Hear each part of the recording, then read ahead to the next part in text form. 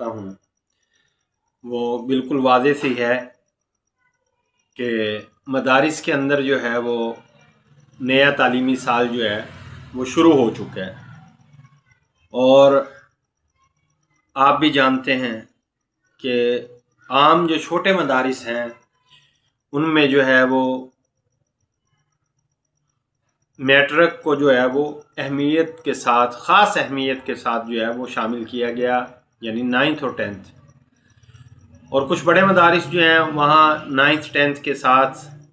FA BA کا بھی کچھ نہ کچھ نظم ہے۔ لیکن افسوس کی بات یہ ہے کہ اب جو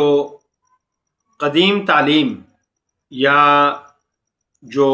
ہماری نصاب کی کتب ہیں ان کو حل کروانے کی طرف جو ہے وہ توجہ بالکل کم ہوتی جا رہی ہے۔ آج ہی ہم مولانا استاد محترم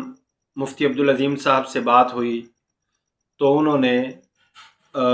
کئی طرف کا جو ہے وہ رخ کر کے بتایا کہ آپ اس طرف چلے جائیں تو کتنے مدرسے ہیں جہاں پہ درجہ کتب جو ہے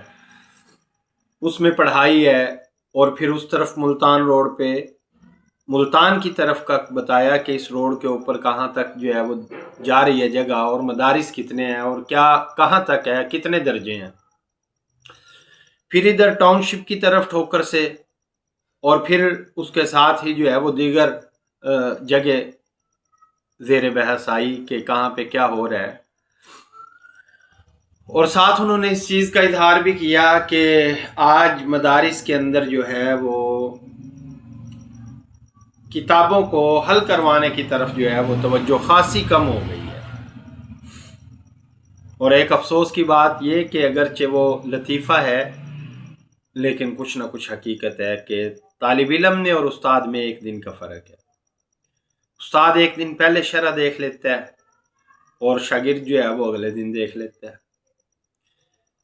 یہ تمام اساتذہ کی بات نہیں کر رہے، لیکن جو عمومی صورتحال ہے وہ ایسی ہی ہے۔ اور تقریباً آج سے 5-6 سال پہلے حضرت مولانا بلال اشرف صاحب دامت برکاتہم، جو ہمارے استاد ہیں، جامعہ اشرفیہ کے بھی استاد ہیں اور مجلس صیانت المسلمین کے ناظم عمومی بھی ہیں، انہوں نے ایک پوسٹ کی تھی اور اس میں لکھا تھا کہ ایک دن آئے گا کہ مدارس جو ہیں وہ ڈھونڈتے پھر رہے ہوں گے ایسے اساتذہ کو کہ جو فن کے ماہر ہوں، جو علم الصرف کے اوپر مہارت رکھتے ہوں، جو علم النحو کے اوپر مہارت رکھتے ہوں، جو منطق کے اوپر مہارت رکھتے ہوں، لیکن ان کو نہیں ملے گا۔ اور 5 سال پہلے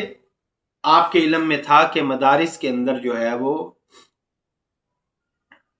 یہ صورتحال تھی کہ جو بھی مدرس دیکھتے تھے تو ساتھ کہتے تھے FA BA کر رکھا ہے، کمپیوٹر آتا ہے اس کو، اور فلاں چیز آتی ہے، فلاں چیز آتی ہے، یعنی کمپیوٹر کا آنا جو ہے وہ اول درجہ میں رکھ لیا، FA BA اول درجہ میں رکھ لی، MA جو ہے وہ اول درجہ میں رکھ لی، اور جو درسی کتابیں تھیں ان کو دوم درجے پہ رکھا۔ ایسے مدرسین رکھے گئے، اور یہ 5-6 سال کے اندر ہی جو ہے وہ ایک خاص تبدیلی نظر آ رہی ہے کہ اب طلباء جو ہیں وہ ان سے بات کر لی جائے تو وہ تعجب کے ساتھ دیکھتے ہیں کہ ترکیب بھی کوئی چیز ہوتی ہے۔ کیا چیز ہے ترکیب؟ منطق کیا ہے؟